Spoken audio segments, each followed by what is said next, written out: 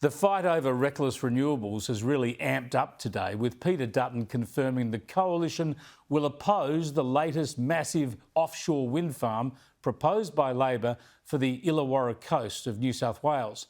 In the area today, the opposition leader says if he wins office, he'll scrap the project that was announced only on the weekend by Climate and Energy Minister Chris Bowen.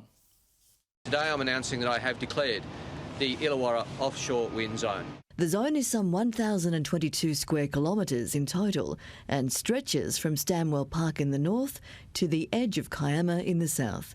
It'll sit around 20 kilometres offshore and could house over 200 turbines at its maximum capacity. Opponents of the scheme are still worried about the impact on marine life. This has never been done before. What they are proposing is a world first. This is an experiment, a massive experiment, and there is no evidence about the impact of offshore floating wind turbines on whales because there is no evidence. Yeah, it's an extraordinary risk to the environment and to tourism, and it's also a massive economic and engineering risk too. Labor, the Greens and the Teals are determined to do what no other comparable country has ever done, and that is run a modern economy on renewables alone. There has been a botched process from day one by Chris Bowen. We want to have renewables in the system, but we want to do it in a responsible way, and we need to be able to firm up that intermittent power. We can't be reliant on the weather for the ability to turn on the lights. A modern economy just doesn't work like that. Now, on this program, we've been at the forefront of bringing these issues to you, the environmental concerns and the community objections to large-scale renewable and transmission projects being proposed right around the country. We've taken you to Port Macdonald in South Australia, where crayfishers and others were concerned about an offshore wind proposal that's now been scaled back. We've taken you to the Hunter coastline, where tourism and fishing communities are horrified by an offshore wind zone foisted on them. We've taken you to central and western Victoria and to the Great Dividing Range in New South Wales, where local farmers and residents are fighting massive transmission lines to link up renewable energy projects. And we've taken you to far north Queensland, where environmentalists are trying to stop wind farms on forested ranges. In fact, the scale and number of solar and wind proposals in all parts of Queensland is staggering. We've spoken to photographer and environmentalist Stephen Nowakowski a few times. Have a look at the video he's compiled detailing the projects. All these ranges covered in turbines and roads. Roads up to 60 metres wide for cut and fill up the steep inclines and the steep gradients.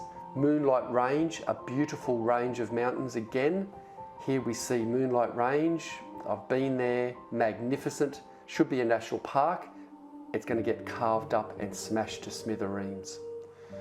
Moving over to the Boomer Range Wind Factory, in the foreground here is Goodadalla National Park, and hard up against that national park is the Boomer Range Wind Factory by Arc Energy.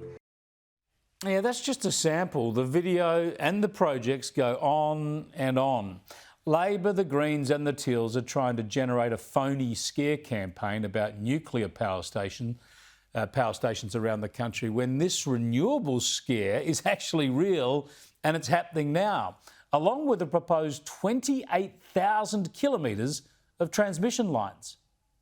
So our argument is that because you've got the poles and wires already plugged into the existing coal-fired power stations, why make that redundant? Why not use that asset, that brownfield site, for the latest technology and generate energy there that can keep the lights on 24/7, that can bring energy prices down, bring your electricity prices down, and it's greener because it's zero emissions technology.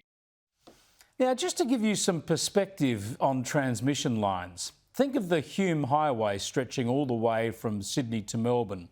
We're talking about building the equivalent of 15 major transmission lines on one side of the highway, all the way from the Opera House down to the MCG, and then building another 15 lines on the other side of the highway.